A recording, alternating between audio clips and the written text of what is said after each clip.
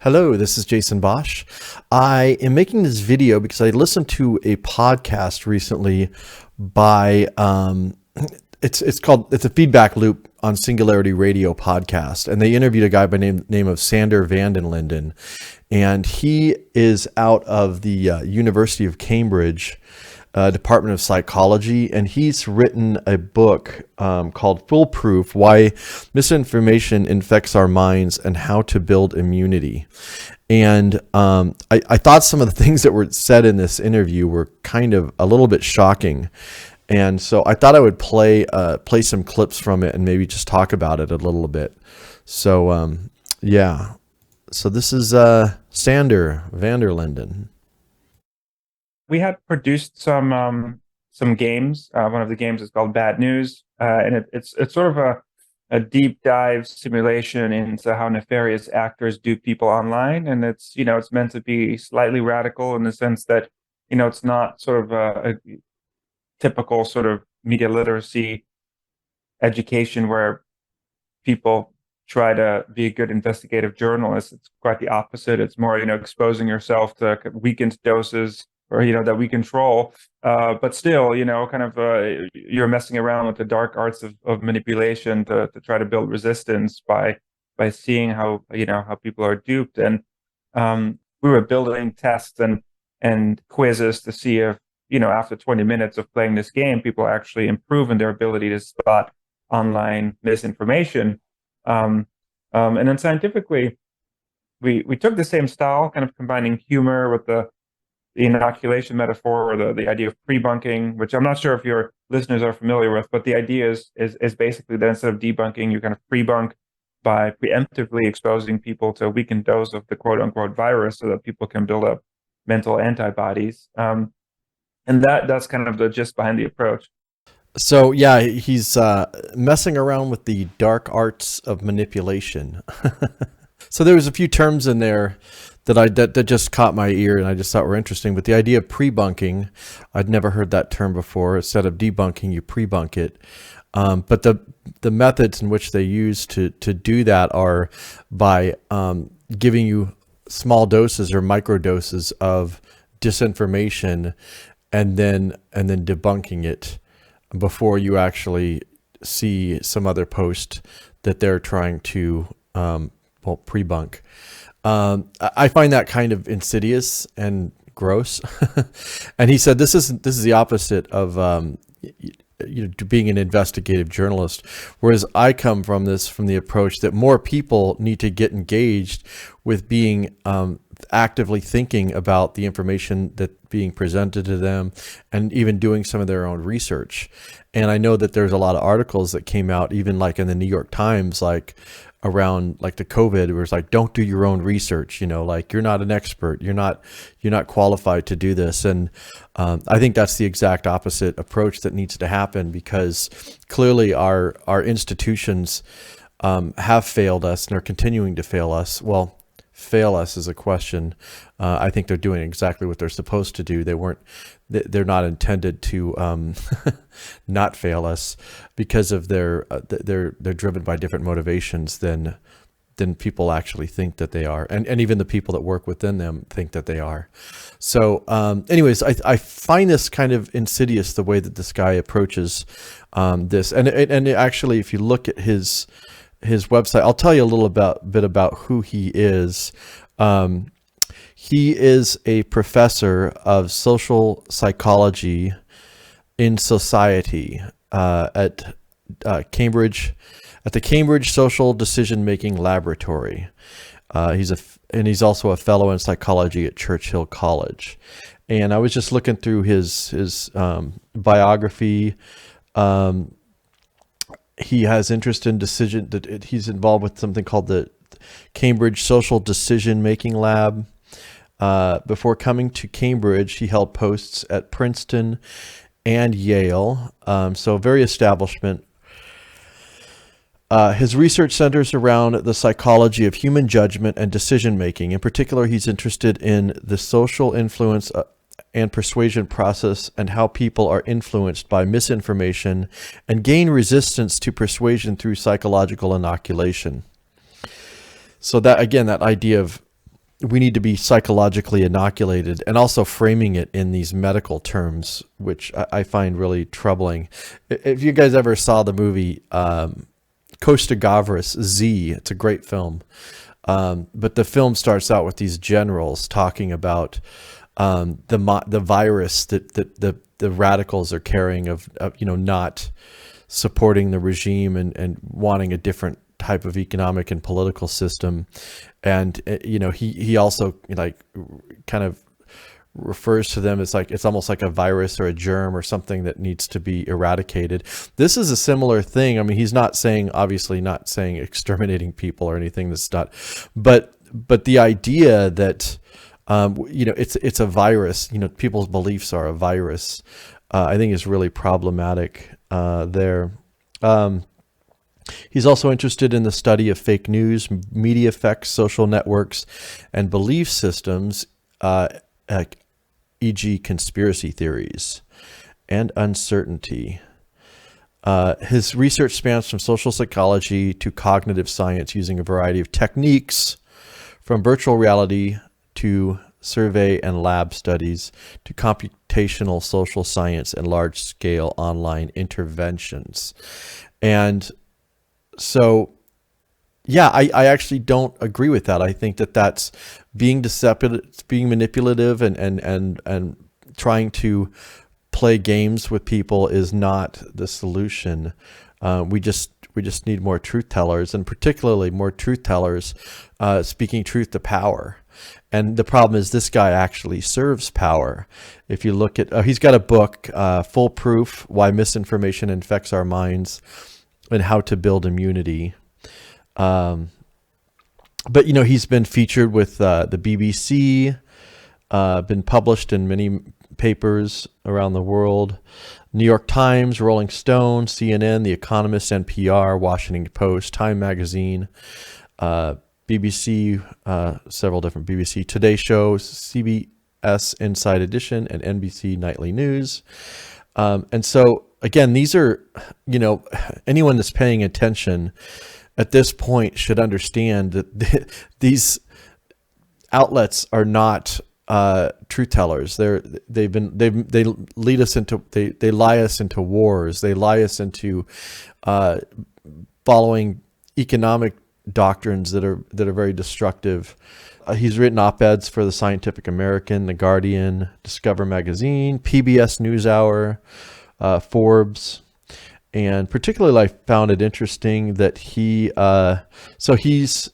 spoken at and worked with the World Health Organization, National Academy of Science, Microsoft, Bank of England, the World Bank, the United Nations, WhatsApp, Facebook, Google, and then the U.S. State Defense Department. So, again, we're these institutions and governments and agencies are actually a major part of the problem when it comes to disinformation and misinformation. And I assure you that he is not he's not holding them to the same set of standards that he's holding whatever misinformation that his group is focused on here. So he created this thing called the fake news game, Bad News.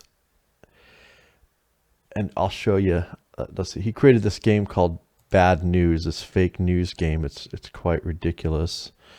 He works with this organization, Inoculation Science. It's out of Cambridge,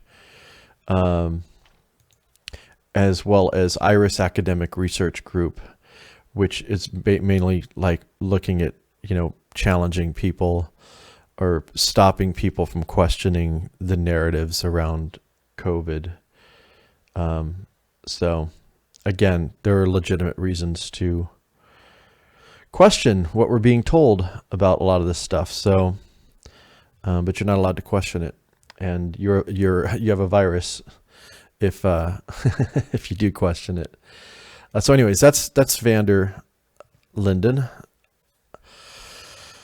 The theory that kind of underlies a lot of our practical work here is this idea of psychological inoculation, which follows the biomedical metaphor or analogy pretty much exactly. So just as vaccines trigger, um, or at least vaccines introduce weakened or inactivated strains of a virus into the body, which then triggers the production of antibodies to help confer resistance against future infection. It really turns out you can do the same with misinformation by preemptively exposing people and by preemptively refuting weakened doses of falsehoods or techniques that are used to spread misinformation. People over time can build up cognitive antibodies or mental immunity. And just as the body needs lots of copies of potential invaders in order to mount an effective immune response, really works the same with the human mind. So the more examples, the more weakened doses, and the weakened dose is important because don't want to dupe people with actual misinformation, right? And so you have to weaken it to the extent that you can actually refute it in a very persuasive way, or show people, give people the ability to dismantle the techniques of manipulation in advance. And when you do that, people can sort of build up resistance, and the more microdoses or examples you can give, the better the mind becomes at identifying them in a whole range of examples. So not just the weakened dose that you've created for a specific falsehood or a specific conspiracy theory. But once you give people enough examples, they can start sort of see the underlying tricks and identify it in new content. And that's kind of where we follow the analogy. And I'm happy to sort of talk about the psychological limitations of debunking and why we sort of opted for this pre-bunking approach. But when we got to the stage of actually doing this outside of the lab environment, and even our games, they're in a controlled environment, and it's a choose your own adventure game, but we control the scenarios, and right, and so it was still pretty scientific in its setup. And so with these videos that we created, we were able to test them live on YouTube, and I think that was exciting for me because up until this point, a lot of social media companies were like, okay, interesting, but we don't know how this works with our users and how our people are going to respond to it, and but it's going to be effective on our platform. And every time it's the same story, and so we always have to do everything from scratch for every social media company. We did that with WhatsApp, with Meta, with Google, and so every time we go through the same sort of process, and I understand it, and it is different every time, and so it is interesting. And so we created these videos for YouTube, and the brilliant thing that Google came up with was that they said, well, how are you going to scale this? How are you going to get this to people who would otherwise be quote unquote vaccine hesitant? And so they had a really good idea. I mean, they said, YouTube has that annoying sort of ad space, right? And so what if they just put it in the ad space before, people are exposed to potential misinformation? And I think I'm supposed to say that Google doesn't, or YouTube doesn't release any information about its algorithm, so I can't speak to what its algorithm can or cannot do.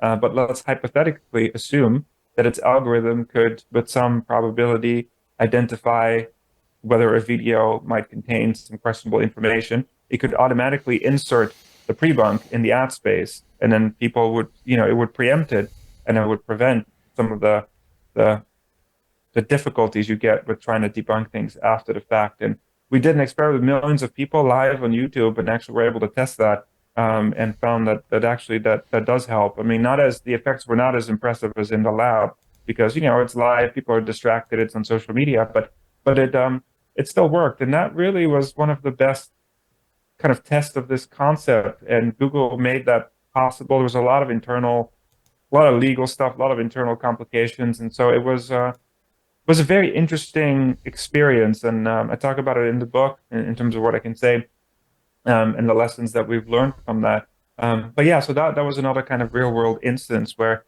I thought that was interesting. Yeah, that's really interesting. So he talks about it in the book in terms of what he can say. So my question is, what can't he say? Because I've looked through, their YouTube channel. I've looked through their inoculation thing. The games that they've created, they're really stupid.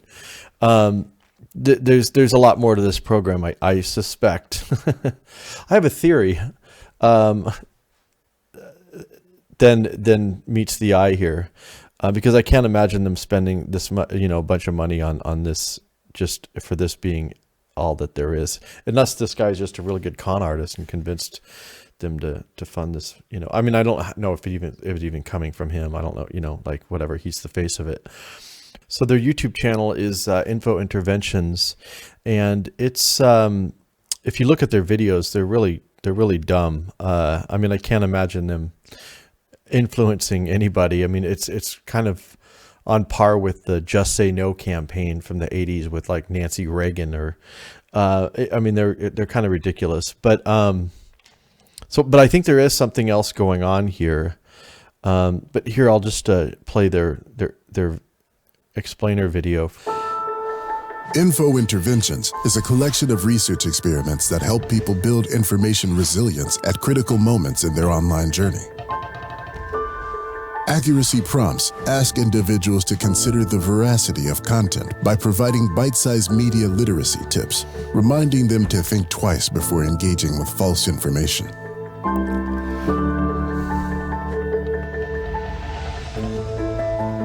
The redirect method is aimed at those who are most vulnerable to recruitment by violent extremist groups. The program works by redirecting individuals to content that refutes extremist narratives.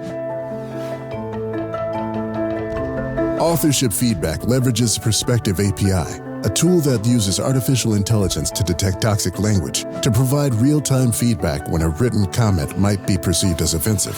This gives the individual a chance to reconsider before publishing it online.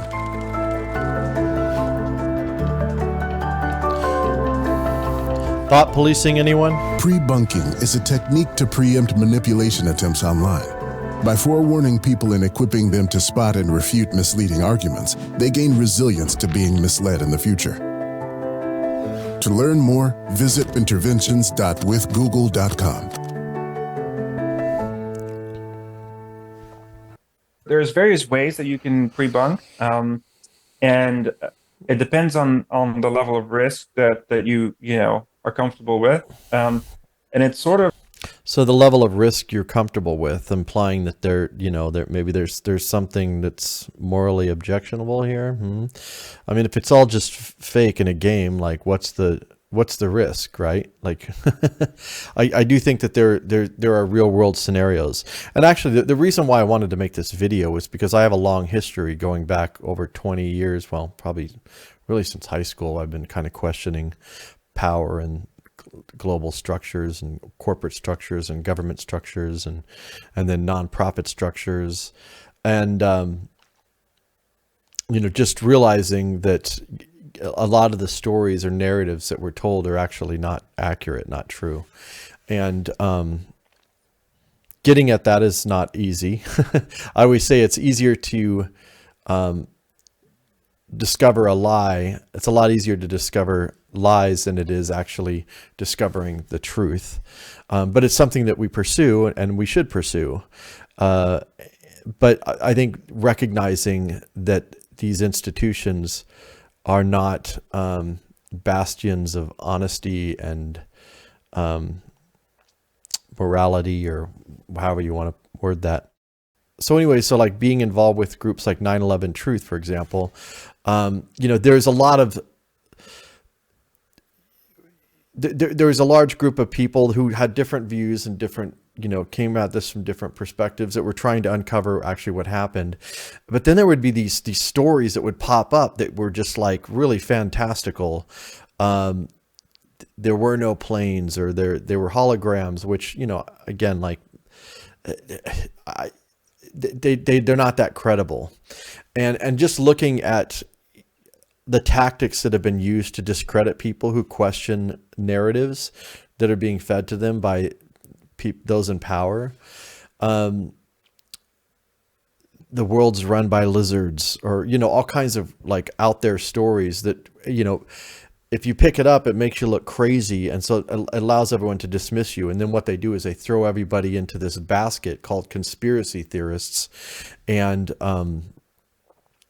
what it does is it prevents people from actually taking the time to investigate for themselves the veracity of different claims or questions or whatever. And I've seen this happen a lot in those spaces. So I had this theory that, yes, it's a theory, watch out, that a lot of these things are actually being put forth by intelligence agencies or by whoever it is behind the scenes. in order to discredit and to debunk people and make them look stupid. And then unfortunately, some people aren't so savvy, and they, pick up on these things, and then they start to carry them. And so, like, the idea here that we need to challenge misinformation is true. Like, we do need to do that. We need to have better critical thinking skills. We need to do more research on our own. We need to, question official sources, but also question, different people in, like, the alt media as well, because it's coming at us from all directions. And so, as a general principle, I agree with that. But the problem with this guy and Cambridge is they are the establishment, and they are part of the problem. And so, yeah. So anyway, the like QAnon, for example, I felt and still feel that is an intelligence operation in order to spread disinformation and misinformation, and I'm sure that there's some nuggets of truth that they pepper into that. Otherwise, they wouldn't get people to come along with it. But again, it's manipulating people, and we need less manipulation of people. We don't need more psychological tactics. We don't need psychologists studying us and trying to figure out, like, how to get us to align with their vision or their view of the world. What we need is just more honesty and actually better journalism. And I talk a lot about agency. If people really in universities actually truly had agency, academia, you don't have, like, total freedom in academia. You have constraints, invisible boxes that you operate within if you want to advance your career. And so I've talked a lot about this. I've interviewed Jeff Schmidt and different people about this subject. But yeah. So yeah, that's kind of what I wanted to talk about this guy's interview, because I do think that there's more to this than is being presented here. But some of those concepts are actually quite interesting about inoculating the mind and talking about mind viruses and things like that. I think that's very disturbing, to say the least. At the end of the day, we're just trying to empower people to discern repeated manipulation techniques so that people can make up their own mind about what they want to believe or not. And yeah, if that's all he was doing, and if he was holding powerful institutions to the same set of standards, I'd be all for it. But clearly, that's not what they're doing. It's totally fine with me. Well, I mean, I guess not entirely, but I can live with the fact that if people can identify manipulation techniques and still decide they want to vote for someone, or still decide that they want to buy into something, then that's what it is. But so again, like, now he's talking about whether or not if they still want to vote for someone. So this is like tactics. I mean, this tactics they've been using around the world for a long time in terms of manipulating public opinion in order to sway elections. One of the many things they do. So to prevent democracy from actually happening, which is a myth anyways. But these people are empowered to then make that decision.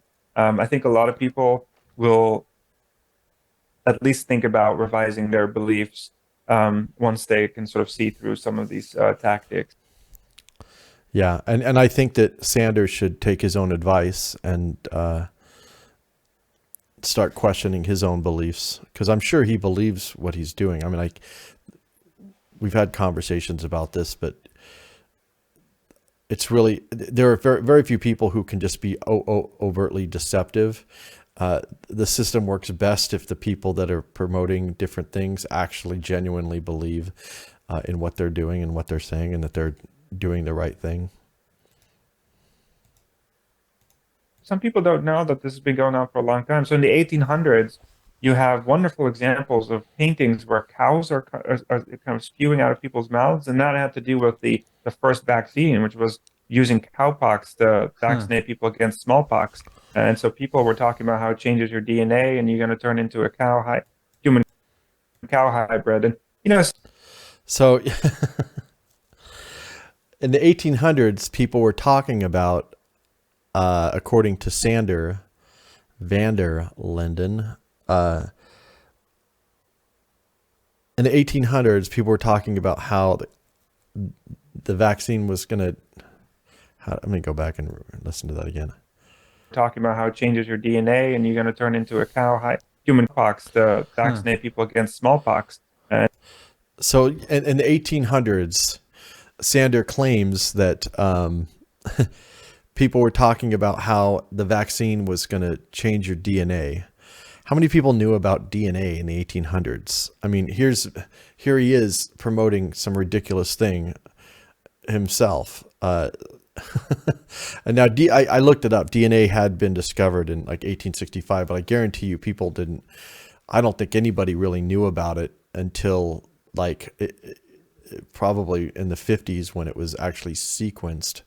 I don't think the general public even knew what DNA was. I'm guessing. Correct me if I'm wrong, but again, that sounds like nonsense. So yeah, DNA. It looks like 1869. They didn't really discover it. He just Johann Friedrich Miescher found a phosphorus containing substance much different than the protein. So he kind of discovered it. They didn't know what it was. It was later called a nucleic acid. Then 50 years later, a Russian biochemist, Phoebus Levine, proposed a nucleic acids were molecules made of phosphate, sugar, and 4 nitrogenous bases. In 1944. So there was all these different discoveries that happened. But the real breakthrough came in 1953 when they... it's credited to James Watson and Francis Crick, but I don't think that they were the actual... Yeah, there's others that were involved with that. Anyway, so it wasn't really... I don't even know when they started using the term DNA, but I'm pretty sure it wasn't the 1800s. So this guy's full of shit. Great. But, the way that we've tried to do this is to kind of simulate the types of attacks people might face and then inoculate them against those type of attacks in advance. So it's a little bit more specific, a little bit more about actually exposing people to some potentially threatening information rather than educating them about general facts. But I think both are, again, not to present false dichotomies, I think both are laudable goals. But yeah, that's how it works. Anyway, yeah, I just think it's kind of amazing that he then uses a tactic that he's warning people about. Pretty impressive. And so I've actually, I haven't been really focused on a lot of these other issues the past several years because I've been focused on the digital transformation and the cybernetic governance systems that are coming online.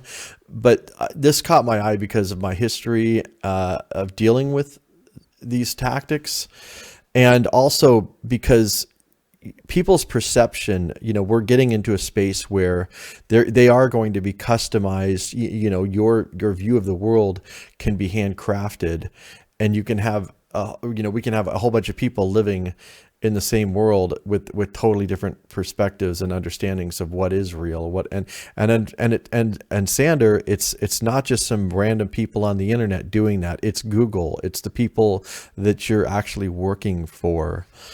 So yeah, there's a lot more to be delved into here, but I wanted to share some of this and just kind of maybe start the conversation. The way that we've tried to do this is to kind of simulate the types of attacks people might face and then inoculate them against those type of attacks in advance. So simulating these kinds of attacks, I also think about like the FBI and they're going after terrorists and how they find people that are vulnerable and they actually try to trick them into joining some sort of fake cell, and then they provide them the weapons and with the plan and with everything, and then they arrest them for for doing it. I mean, that mentality, that approach is so profoundly unethical. And again, like if all this guy's doing is making, not this guy, but obviously there's a lot of people involved with this inoculation science stuff. If all they're doing is making these dumb videos and these dumb games, whatever. I don't really have that big of a problem with it, other than it's stupid and it's a waste of money. But I don't think that's all it is. And so these ideas that he's talking about, inoculating people, presenting misinformation in small doses and then debunking it and then pre-bunking it. I think this is interesting. I think it's worth paying attention to. The online environment has become super fragmented, which also presents difficulties not only for how people process information, but also for pushing out corrections, because the corrections are not getting anywhere, because the landscape is so fragmented and people are in their own echo chambers that they're actually not seeing the corrections and they're not getting through to people. And so trying to correct stuff becomes much more difficult because it's so diffuse. Yeah, the online space is diffuse and it is difficult to correct it. But again, the problem is the people that are... The source of the problem is misdiagnosed. The online environment has become super fragmented. The online environment has become super fragmented, and it's become super fragmented. That I don't believe that that's an organic thing. I mean, yes, it is. People are susceptible to polarizing tactics, but you alone. I don't know how much of that would happen. It's hard to say, but I do know that there are, the governments, corporations, nonprofits. There's a lot of players involved, intelligence services, in actively manipulating people and trying to polarize them. I mean, even look at the mainstream media. Like how polarizing is that? MSNBC versus Fox News. I mean, it's so. The worst of the problem is not anything that's happening grassroots organically, in my opinion. And then I think there's a lot of manipulation that happens that people are not aware of. And I think that is perhaps the biggest difference with what you would otherwise see offline. So take dark posts, for example. A lot of election campaigns use dark posts, which are ads that appear on your timeline from people that you have nothing to do with. And they only appear on your timeline and not other people's timeline. And you don't necessarily know that. Micro-targeting, which I've relabeled weapons of mass persuasion in the book, which is really about the fact that companies are scraping your digital footprints and they can predict your gender, your political ideology, your sexuality, your personality, as long as they get enough likes. If you've liked certain pages, it becomes relatively easy to sort of predict the things that you're into and the things you might click on. And so the more data that they have in the matrix, the better these models become. Some are not very accurate, and some are based on how much data they can gather on you. But if you have an online presence, if you have cookies, if you're offering data, then you can be targeted. And I think the problem is that people are not aware of it and people are not conscious of it. So it's one thing to opt into being targeted, let's say, with book recommendations, right? But if you're being targeted with misleading news ads without your knowledge, that's much more problematic, especially if that influences the way that you might vote, even when you've not consented to that. So I think that's where things get much more problematic, that bad actors can actually leverage these new tools to influence people in ways that we didn't have before, and for which we have no good safeguards at the moment. Yeah, and I would agree with what he just said there, that is a problem. It's a major problem. Unfortunately, he's not part of the solution. He's also part of the problem, because he's also trying to manipulate people, and coming from this predetermined point of view of what is and what isn't false news. And again, like if you look at his background, psychology against vaccine misinformation, conspiracy theory. So the idea that we need to debunk, first of all, the conspiracy theory, the whole thing is stupid top to bottom. The framing of it, conspiracy theory, they lump everything in there. People questioning just about anything in there, they call you a conspiracy theorist. So his education, he had a postdoc fellowship at the Department of Psychology at the Woodrow Wilson School of Public Affairs at Princeton University, and was a visiting research scholar at Yale University. He received a PhD from the London School of Economics and Political Science. So he's firmly, establishment. And so a lot of people are starting to realize that the establishment is actually like thoroughly corrupt. Like every institution that we have is corrupt and dishonest, and it sucks. It sucks. I wish it weren't that way. I wish we had a journalism. I wish we had academia that was honest and wasn't serving power. I wish a lot of things, but that's the reality of it. Anyways, let's listen to some more of this Joker. At a basic level, awareness of cognitive biases doesn't necessarily fix it. And so, in a book, I give people an optical illusion and then sort of tell them what the illusion is, but you're still looking at it and you're still seeing the illusion. And so that's I think it's similar in some ways. Knowledge does help, but it doesn't fully kind of solve the problem. And you see that with the literature on debunking and fact checking. And so it has some effect, some positive effect, but then a lot of misinformation lingers and people continue to retrieve false details from memory, even when they acknowledge having seen a correction, which is what we call the continued influence of misinformation. And that kind of occurs because misinformation. Well, and again, I actually agree with him there. And I actually would support efforts to, sharpen people's critical thinking skills and help them to get better at recognizing fake news and what's not fake news. Like one of the things I do, if I'm reading a news article or listening to a podcaster or someone or reading a book, I want to know who the person is that wrote it. And I kind of look at like, what are their affiliations? What are their ties? Those things are actually quite useful. And when you find out with someone like this guy, has all these connections to the World Health Organization and all these other organizations, that, maybe there's some kind of a bias there in terms of his worldview or his way of thinking.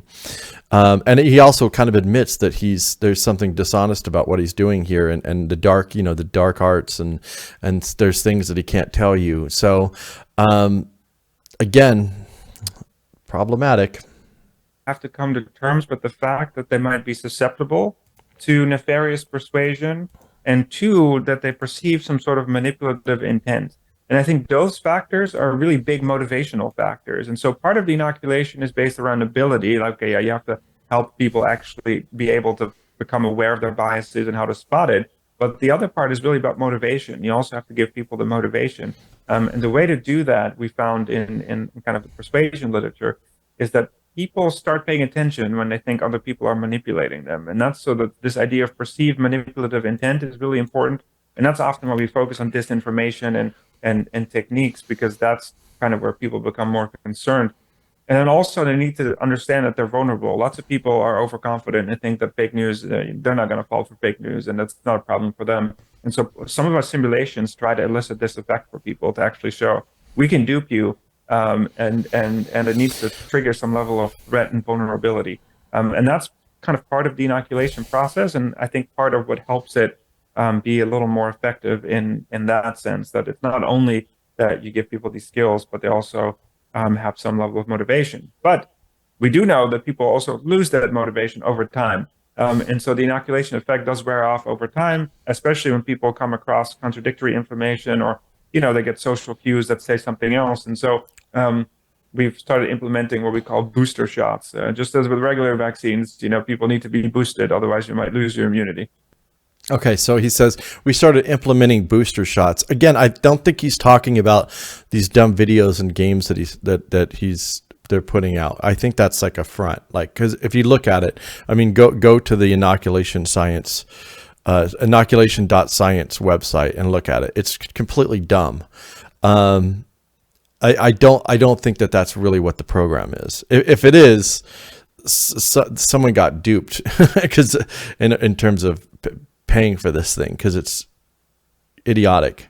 Also, too, I noticed here the University of Cambridge, this inoculation science program is actually out of their social decision-making lab. So they're working real hard and helping you guys make the right decision.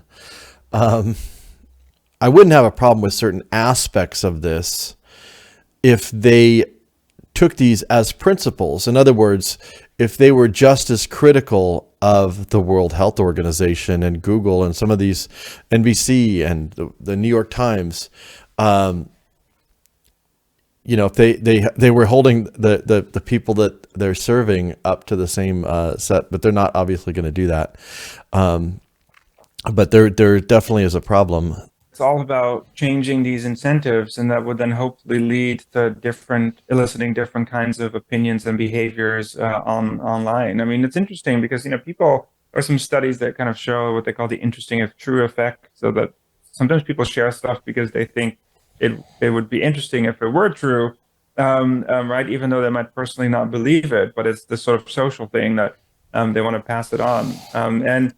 From an evolutionary perspective, it's interesting because deception is obviously also common in the animal kingdom, and prey use a lot of techniques to dupe predators, right? Sometimes they feign death or they change colors, so they try to exploit weaknesses in the environment to try to sort of dupe predators. And I think in the same way, bad actors can now do that online. They can exploit our weaknesses and biases to get people to share misinformation. So changing those incentives might help deter some of that activity.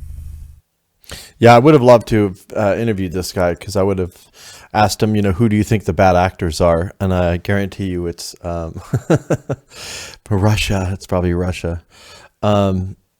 Yeah, looking more at this inoculation science, this game. So like I've mastered impersonation, emotion, conspiracy, polarization, discrediting, trolling. So let's see. I kind of want to get to the conspiracy one because I'm curious what they're. The world is your oyster, Chief. But the Cosmos Post needs content. Time to post your first article. So I've created the fake thing. The lives of ants. The joy of routine. That's kind of an interesting, since we've been talking about the ant computer. The lives of ants. The joy of routine. Well, I'm going to go with that one.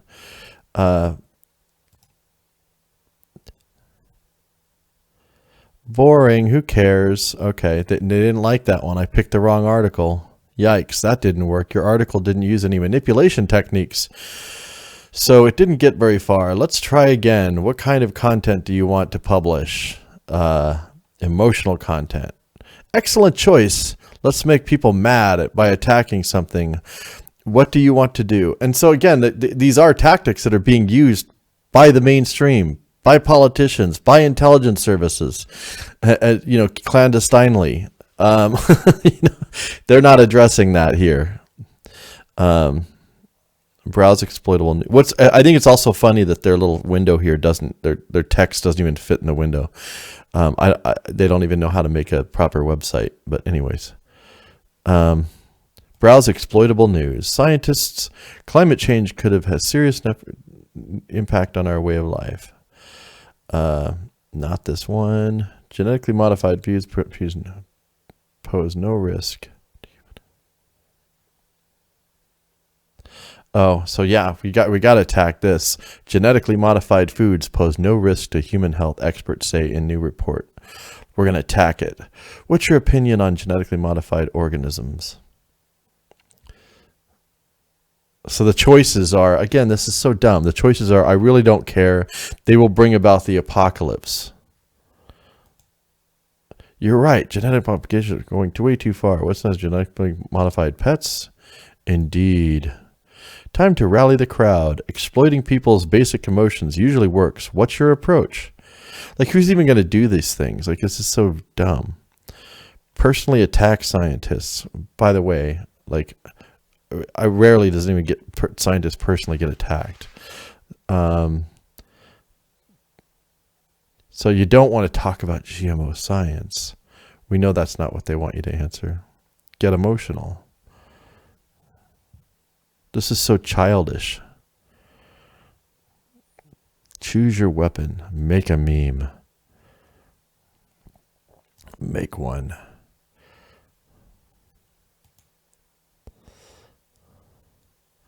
He lost his whole family to GMO food. Post this on Cosmos Post. Not bad. Personal confessions evoke empathy. You've got a couple of followers. How do you think they'll react? Well, 191 followers. That's amazing. I'm going to check my tweets. Kurt, the angry citizen. Stories like this keep popping up and government is doing nothing. GMO hoax. This is so stupid. Let me just go through this real quick. Boom, boom. Fear. Vitamin C pills contain nuclear waste.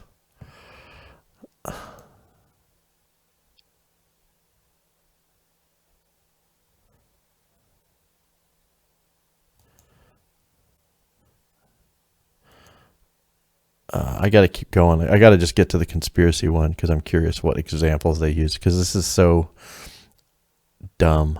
Ooh, but I got 368 followers. Gee, I wish getting followers was that easy when you're actually sharing important stuff.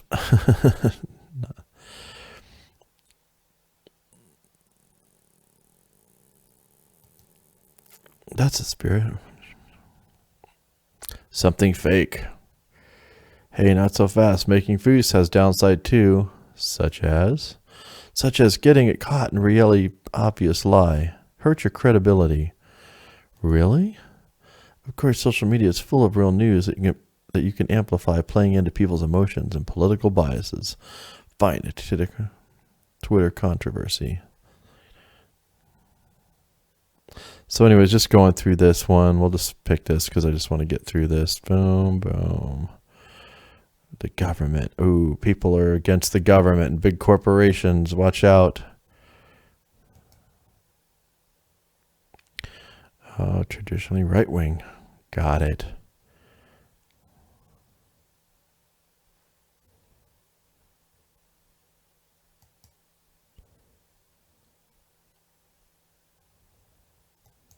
Blow her story out of proportion. Tweet that. Yeah, I just have a hard time thinking that this is all it is because this is completely dumb. And I don't think these people are dumb. I don't think Sander van der Linden is this dumb. Publish on Cosmo. Oh, here we go. Watch my followers. Fix it for me. Fix it for me. Whoa, low. Whoa, I just got 4,000 followers from Twitter bots. Gee, I wish it were.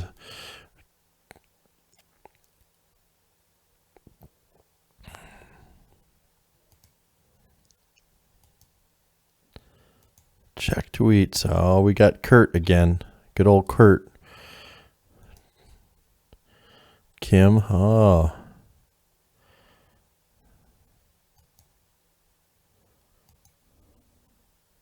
Polarization. Polarization is a problem, actually. And it's not it's not coming from who these fuckers think they're coming from. All right, this should be a good one. We'll go to the conspiracy one. I have 4,509 followers, but 4,000 of them are bots, apparently. Ooh, but I've got credibility going for me. Wow, that's exciting. You're moving on up. So what is you lack is a dedicated group of followers for the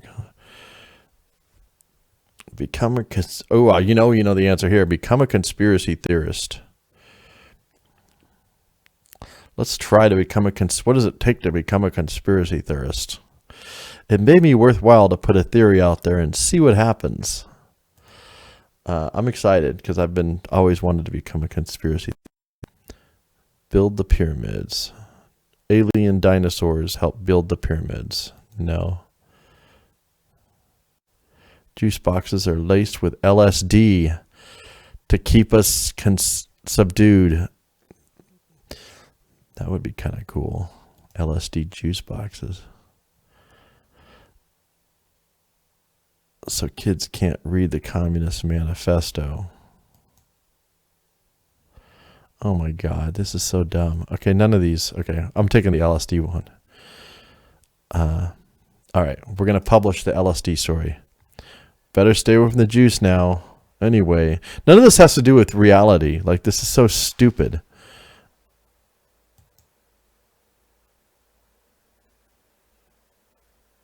Oh, shoot, I lost credibility on that one. Oh, yeah, Mace 2 disconnected.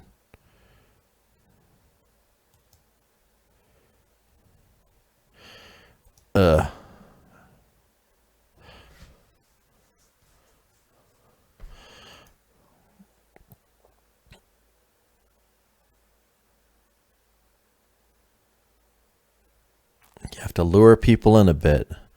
So what'll be the next step, Chief? Apparently I'm a chief now. Start with something more realistic. A good conspiracy starts out with something realistic and expands on that. What do you want to target?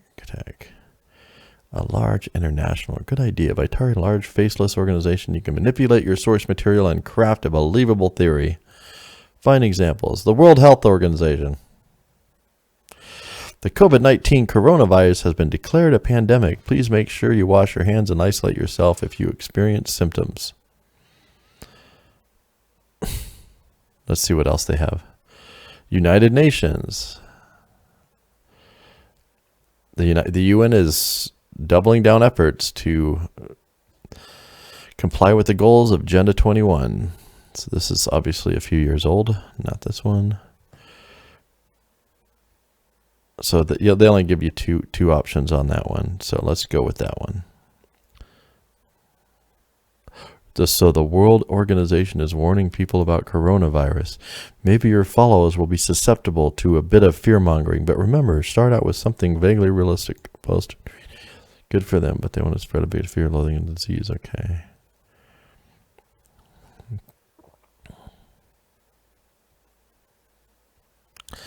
Is a manufactured bioweapon.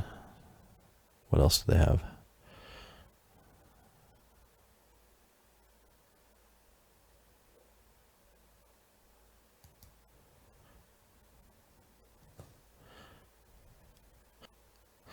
Good choice. That's nonsense, of course, but it does matter if it gets you followers. Here are your followers reacting. Check retweets.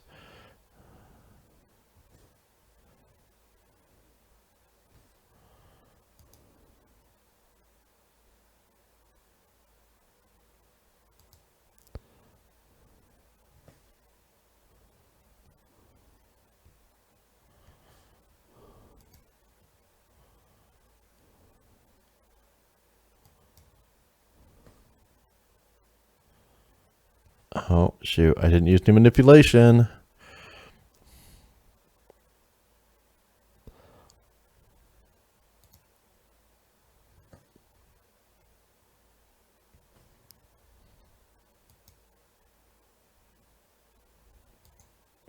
So, yeah, basically it's just this dumbass simulation that is disconnected from anything and wouldn't work on, I can't imagine who would be like, oh, wow, this is going to make me rethink. I mean, this is so dumb. Anyway. You might think about skipping this ad. Don't. What happens next will make you tear up. Wait, you're still here? I mean, great, looks like the trick worked. You see, when watching videos or browsing online, you are likely to encounter content that is loaded with emotional language, and with good reason. Playing into emotions, especially negative ones, such as fear, anger, or contempt, is a trick to get you to pay attention to something when you otherwise wouldn't. It's likely that's a big reason why you're still watching this ad is because you were lured in by our use of emotional language in the very first sentence. Research has shown that expressing emotion is key for the spread of moral and especially political ideas in social networks. So let's say when you're writing a headline and you're trying your hardest to manipulate your readers to click, one thing you can do is pepper your headlines with a bunch of emotion. So yeah, basically, I think I've said all I need to say. I just wanted to share that thing because, it's basically they're like, we need to manipulate people in order to keep them from being manipulated. I don't know. It's kind of, but again, I think there's more going on here. But some of those ideas of pre-bunking, I think go way the pre-bunking and cognitive. How did he word it? Anyways, I just wanted to share that because it's like the idea of pre-bunking, cognitive inoculation were interesting in light of all the stuff that's going on in terms of manipulating people's perception on it's like 3D chess. There's like layers upon layers of this, but this is just total nonsense.